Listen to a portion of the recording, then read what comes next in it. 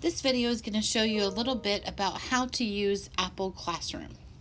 And Apple Classroom, which is this app right here, you can download from the App Store.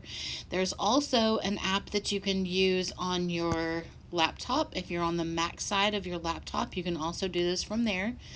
But this is a game changer, especially when it comes to using iPads in the classroom. And I'm going to show you a little bit about how to use it. So I'm going to open the app. It's going to show me my my classes.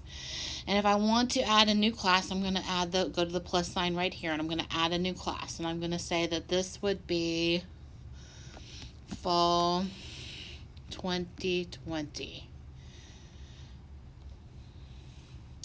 Now I can change the color. I can choose one of these icons here if I wanted. However, whatever I wanted to do. I can give it a description. So if I had several classes, I would make one of these for each class. So I'm going to say done. So now inside my Apple Classroom, I've got my 3 classes. I'm going to tap the Fall 2021 that I just created and open it up. And then right now I have no students, so I'm going to tap this button to invite students. So now I'm on a student iPad, and I'm going to show you how you're going to get students in.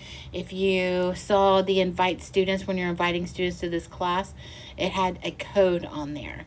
So what I'm going to do is I'm going to open up the general settings, and with Bluetooth and Wi-Fi on, you'll see on the left-hand side here, there's the classroom button. If you do not see the classroom button here on the left, some things you can try is going into turning off the Wi-Fi, turning off the Bluetooth, waiting a few seconds, turning it back on.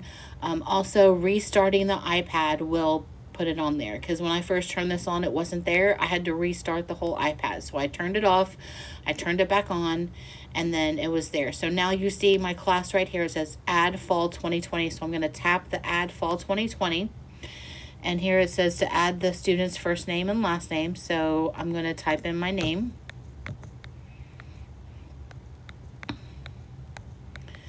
I'm going to add the code that is on my teacher iPad, which is 7134.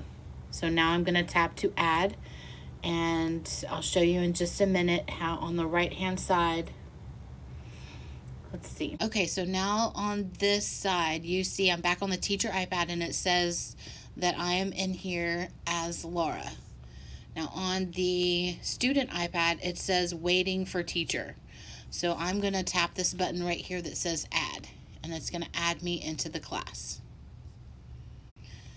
So now that I'm back on the teacher iPad, I have my student in, so I just want to give you a quick tour of what I can do with it.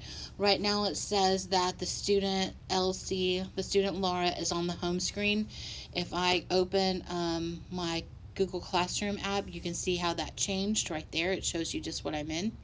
If I tap on this button right here that says screens, instead of showing the little circle, notice it changed, and now you can actually see my screen. And if I change, or if I go to YouTube, it'll tell you exactly, it'll show you kind of a little image of what I'm looking at on my screen. Okay, so some other features here. This one right here, this open.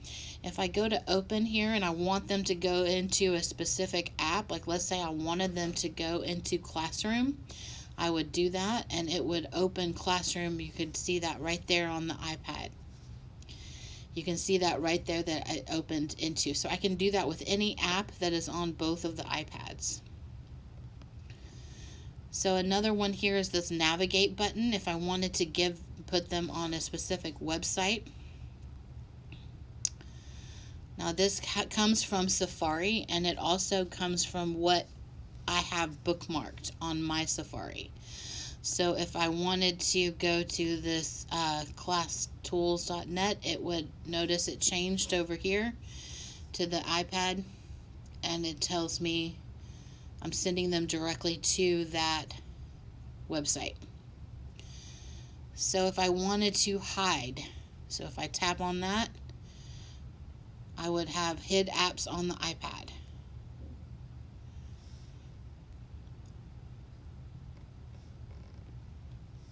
And I think that means that there's only so many apps. Let's see, hide.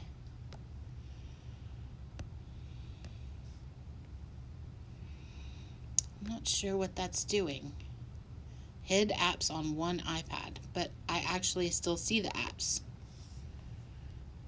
So I'm not sure why those apps wouldn't be hidden. My favorite tool here is lock. If I lock my iPad, what that does is you can kind of see right over here. I'm going to tap done. Notice here the iPads are locked. That means if I need to get my students' attention, I can lock all of their iPads. And then finally, I have the mute button. I can mute their iPads. And muted means that I cannot hear them. It turns the volume off. I'm going to unlock the iPad though. It says the display is off, so I'm going to open it back up again. And that unlocks it.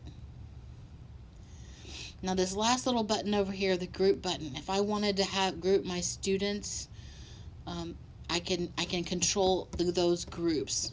Right now I'm controlling all, but I can also control them by group. So if I wanted to group my students by reading group or by math group, I could do that. I can also tap on the one student and I have all of those options. All the options that I had before I can do here. I can actually, if I wanted to AirPlay a student's iPad to my Apple TV in my classroom, I could tap on that button and then I would choose my Apple TV. I don't have my current Apple TV on here, but if I did, I would put my Apple TV and I would tap it and it would AirPlay to that Apple TV. So that is a little bit about how to use Apple Classroom. I hope this has been helpful. If you have any questions, please reach out. My name is Laura Christie and my email address is laura.christie@gpisd.org. Thank you.